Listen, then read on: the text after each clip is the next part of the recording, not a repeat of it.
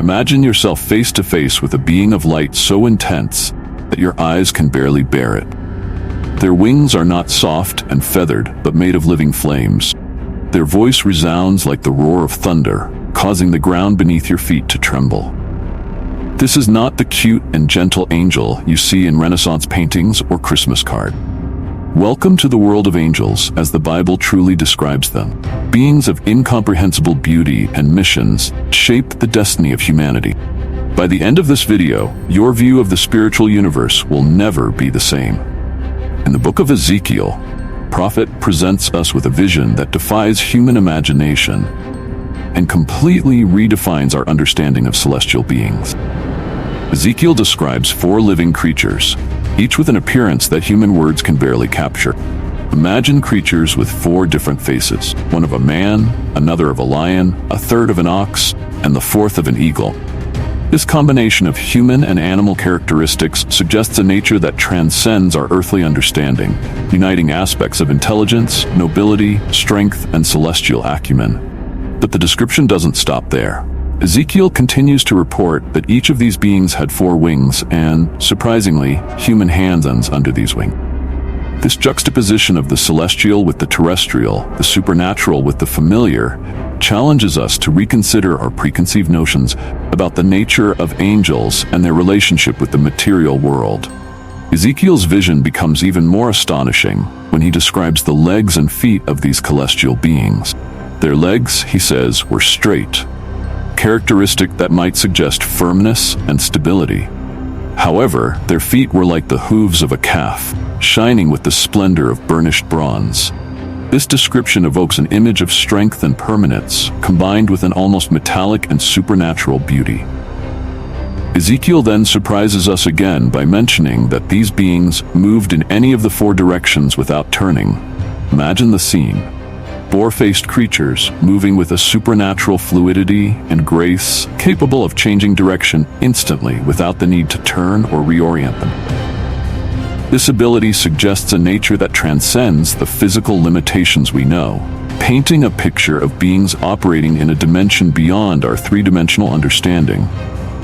But Ezekiel's vision doesn't end there. He describes something even more extraordinary.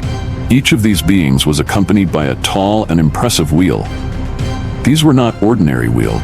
They were tall and awesome, and more surprisingly, they were full of eyes all around their rims. The image of wheels covered with eyes is both fascinating and unsettling. It suggests an omnipresent awareness, perceptive ability far beyond human senses.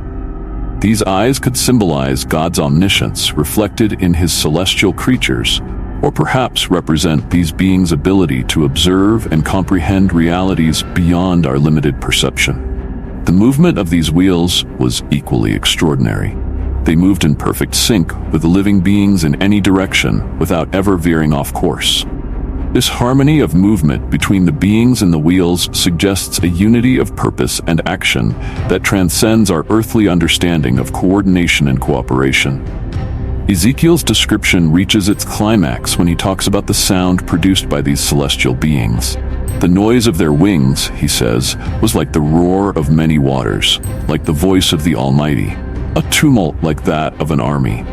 Try to imagine for a moment the deafening sound of a powerful waterfall, combined with the rumble of divine thunder and the clamor of a vast army in motion. This celestial cacophony is not just noise. It is an audible manifestation of God's power and majesty, expressed through his angelic creatures. It is a sound that inspires awe and reverence, shaking the foundations of the earth and resonating through the celestial spheres. This sonic description completes the visual image, creating a total sensory experience that far surpasses our expectation of angelic encounters. It is no wonder that Ezekiel was astonished and prostrated before this vision. It challenges us to expand our understanding of the celestial realm and recognize that angels, far from being ethereal and delicate creatures, are powerful and majestic manifestations of God's glory and power. Moving from the book of Ezekiel to the book of Isaiah, we find another impressive description of celestial beings that challenges our conventional conceptions. Isaiah offers us a glimpse of God's throne and the beings that surround it. The prophet sees the Lord seated on a high and lofty throne, an image that is impressive in itself. But what truly captures our attention are the beings Isaiah describes above the throne, the seraphim. Unlike the four living creatures of Ezekiel, Isaiah's seraphim have 6 wings each. This multiplicity of wings suggests an even greater capacity for movement and action in the celestial realm. But the use of these wings is particularly intriguing. With 2 wings they cover their faces, with 2 they cover their feet, and with 2 they fly. This arrangement tells us much about the nature of these beings and their relationship with God. The act of covering their faces suggests deep reverence, a recognition of God's unbearable holiness. Even these celestial beings in all their glory cannot look directly at God's face in its fullness. Isaiah's description of the seraphim continues to surprise us. The prophet reports that these powerful beings called out to each other in a celestial antiphon, "Holy, holy, holy is the Lord of hosts, the whole earth is full of his glory." This triple chant of holiness is deeply significant.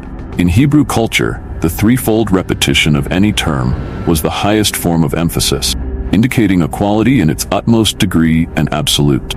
Therefore, this declaration is not just praise, but a proclamation of God's incomparable and unsurpassed holiness.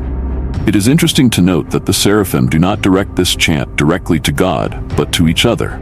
This suggests a celestial community in constant worship, continually recalling and reaffirming God's holiness. The second part of their chant, "The whole earth is full of his glory," reminds us that God's majesty is not confined to the celestial realm, permeates all of creation. This vision offers us a cosmic perspective of worship, where heaven and earth are united in the recognition of divine glory.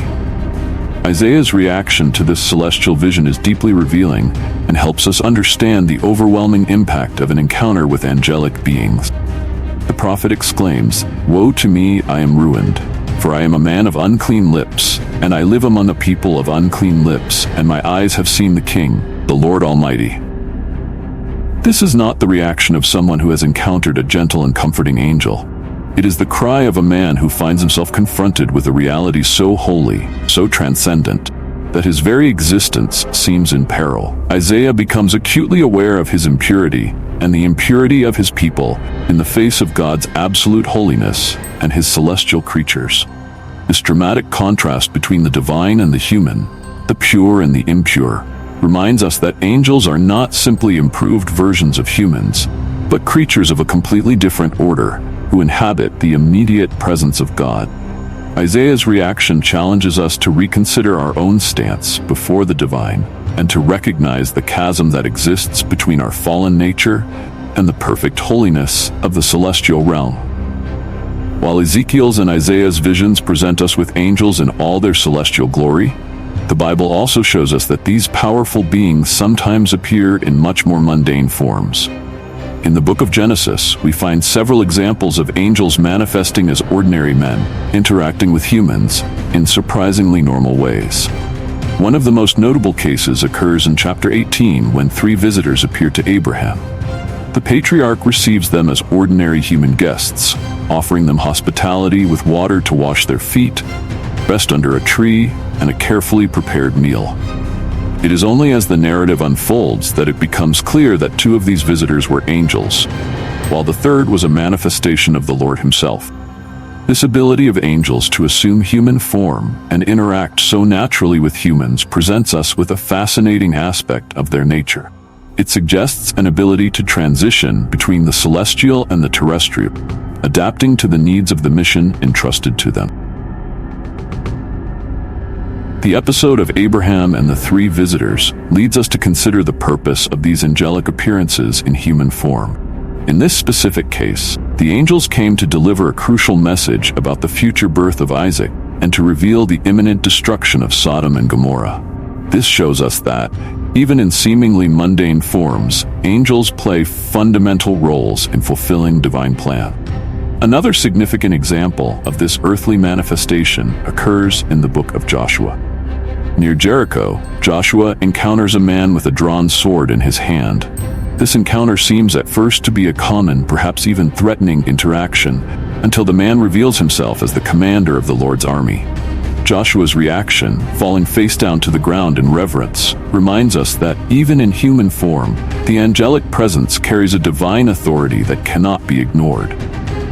These biblical examples show us that the appearance of angels can vary drastically, depending on the situation and mission. They can present themselves as beings of incomprehensible glory, inspiring awe and reverence, or they can appear as ordinary men, delivering messages and executing divine missions in surprisingly mundane ways. This duality in the manifestation of angels offers us a richer and more complex view of the celestial universe. It challenges us to recognize that the divine can manifest in unexpected ways, and that God's messengers operate in a sphere that transcends our earthly expectations and understandings. Through these narratives, we are invited to see beyond appearances and to seek the presence of the sacred in all the forms it may assume. So are we ready to accept that angels, as presented in the Bible, are much more than gentle and comforting creatures? They are beings of immeasurable power, messengers of a God whose power and majesty surpass our understanding. May these stories inspire us to revere and recognize the depth and complexity of the celestial realm and its inhabitant.